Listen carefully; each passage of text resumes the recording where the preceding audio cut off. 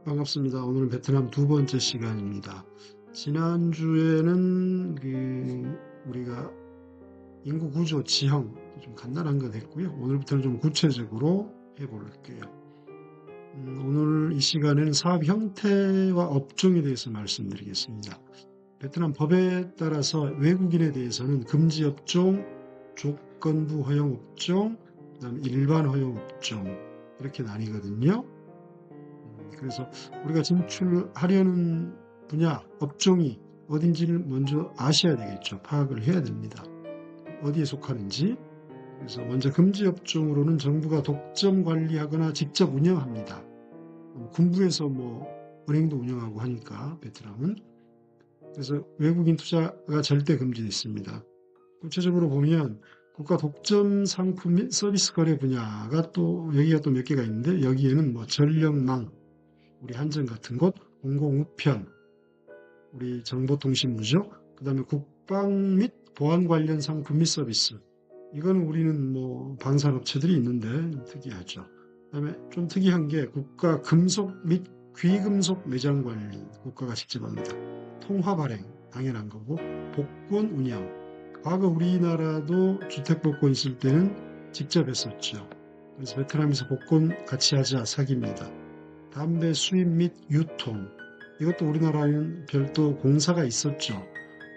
지금은 개방되어 있습니다만은 좀 까다롭긴 하죠. 그래서 담배 유통하자 사기입니다. 그 다음에 수자원 관리 및 공급, 상하수도, 댐, 전부 우리도 국가가 관리하고 있죠. 그 다음 또 금지 업종으로는 항공관제 서비스 있습니다. 마찬가지입니다. 우리도.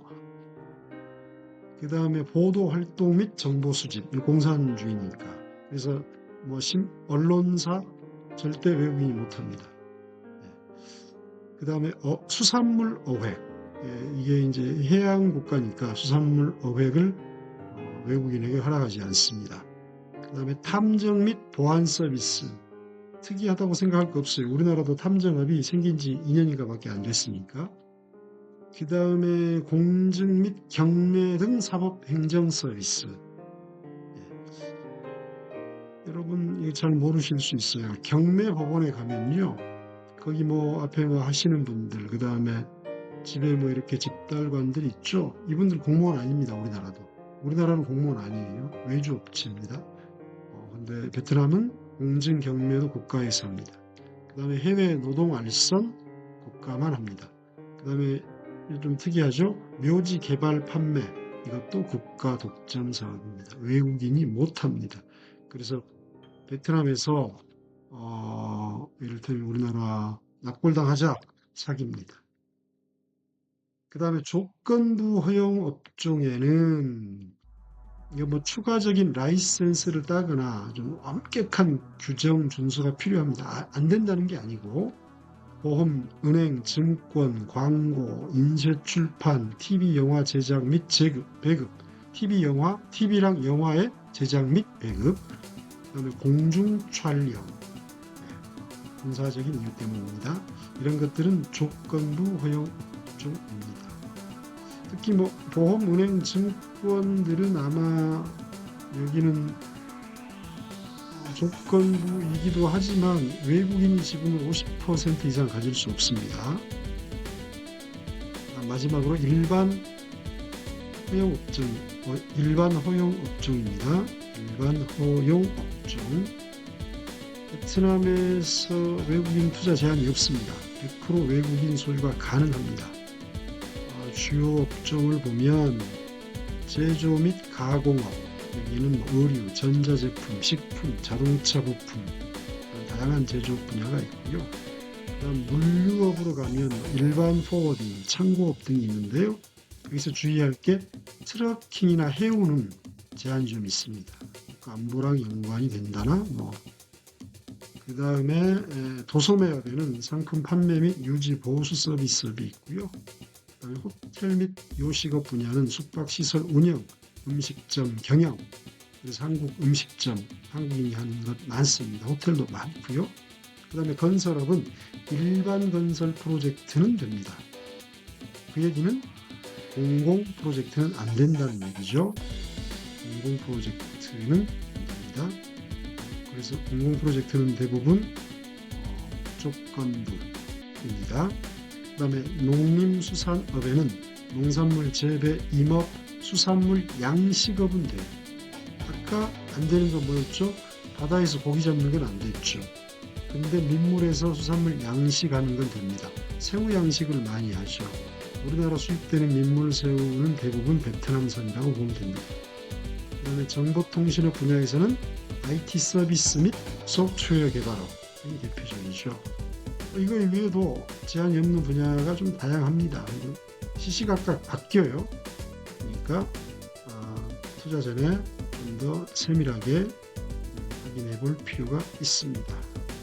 그 다음에 참고로 오해하는 부분이 하나, 베트남에서는 외국인은 무조건 50% 이상 지분을 가질 수 없다.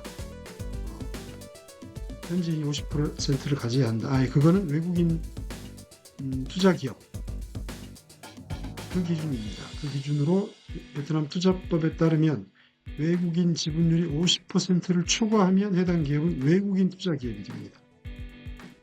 50.0001부터 그다음 50%부터 그 아래로는 내국인 투자기업이 됩니다.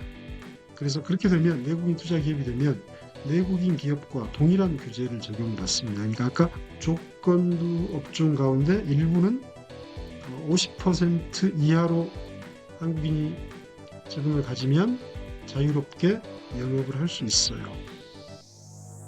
근데 이제 외국인 투자 기업이 되면 또 좋은 점도 있긴 합니다.